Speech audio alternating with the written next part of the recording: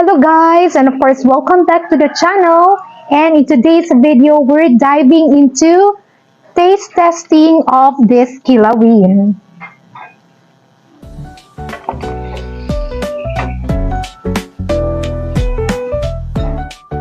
So kakaibang taste testing ang gagawin natin for today guys, kasi hindi lang isang kilawin yung ite-taste natin, but two.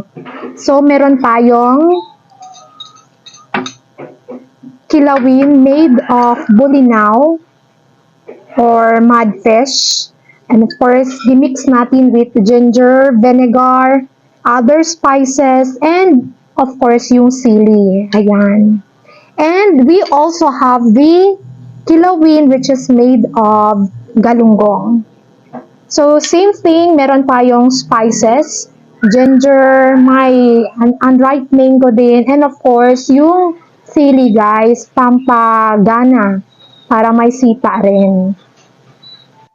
Alright, so just for your information, kilawin is a Filipino version of ceviche, where the fish is cooked in vinegar and mixed with various seasonings.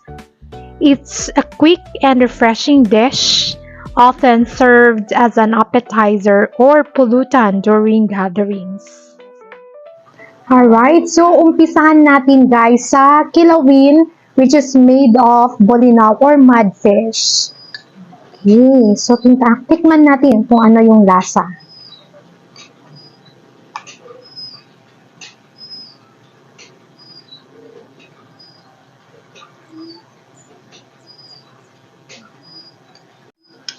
Alright, so I'm a little excited guys kung ano ang lasa niya.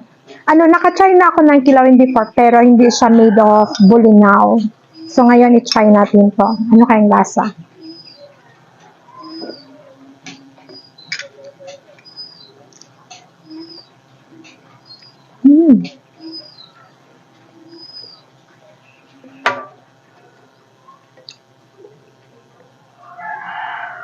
Masarap. Medyo may konting strong na lasa ng bulinaw. Medyo talaga siya, yung stingy siya. Pero masarap. Very fleshy. And plus of course yung mga lasa ng condiments and other spices. So tikman naman natin yung galunggong kilawin. Alright, so this time, ita-try naman natin itong kilawin which is made of galunggong. Feeling ko masarap siya.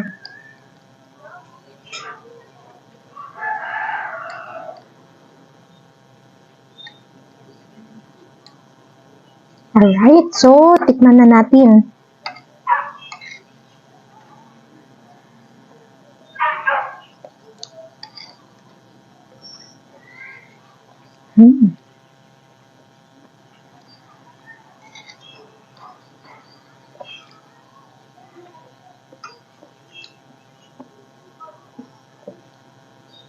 Okay. So, medyo strong yung salty niya dito.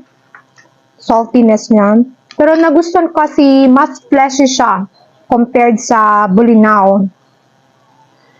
So, this time guys, meron tayong twists. I-add natin to. Tingnan natin kung ano yung magiging lasa pa nila kung i-add natin itong puto ang tawag sa local. Alright. So, well, yung puto or puto, it's made of cassava and meron siyang konting coconut. So, try natin.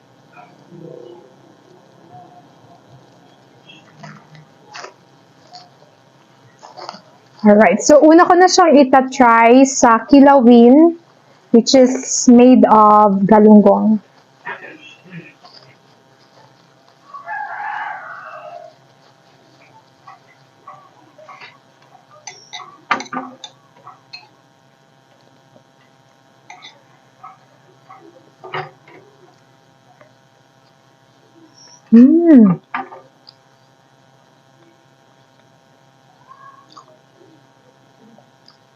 Masarap, guys. So, parang chewy siya inside the mouth. And nagbe-blend yung sweetness ng Puto or which is the cassava, plus yung saltiness and tanginess ng fish kilawin. So, superb yung taste, guys. Ang sarap. Gustong gusto ko.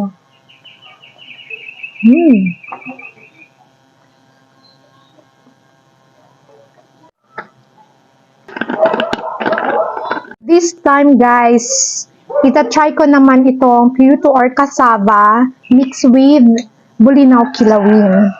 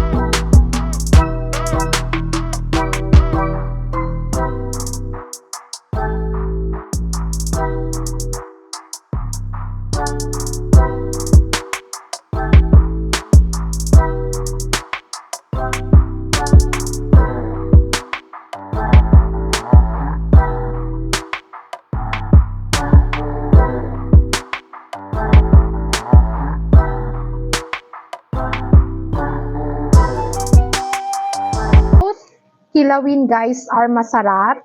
And pag never nyo pang na-try using this cassava or Puto sa kilawin, i-try nyo, guys. Ang sarap.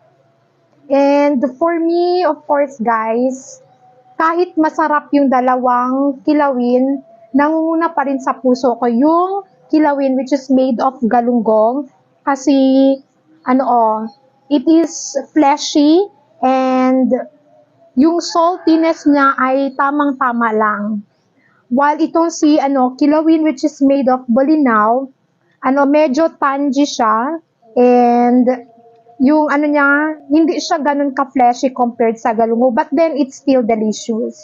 So, ikaw guys, kung yung malapit sa puso mo or kung na-try nyo na ba itong kilawin which is made of Bulinaw and galunggong, leave your comments below.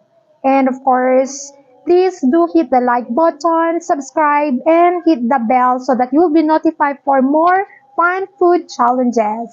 So thank you so much. Bye. Again, this is Sasuka, not an expert, but just want to share.